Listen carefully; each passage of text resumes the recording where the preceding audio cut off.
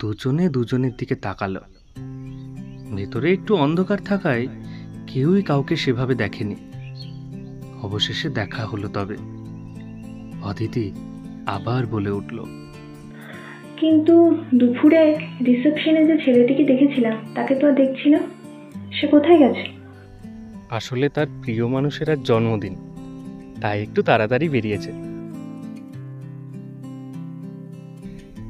বৃষ্টিটাও থেমে গেছে, সামনেই তো একটা ক্যাফে। আপনার যদি কোনো অসুবিধা না থাকে তাহলে আমার সাথে যেতে পারেন।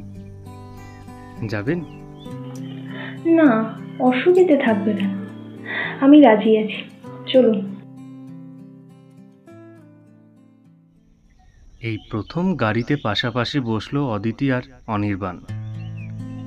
দুজনেই যথেষ্ট অপ্রস্তুত, কিন্তু তারা বিরক্ত নয়।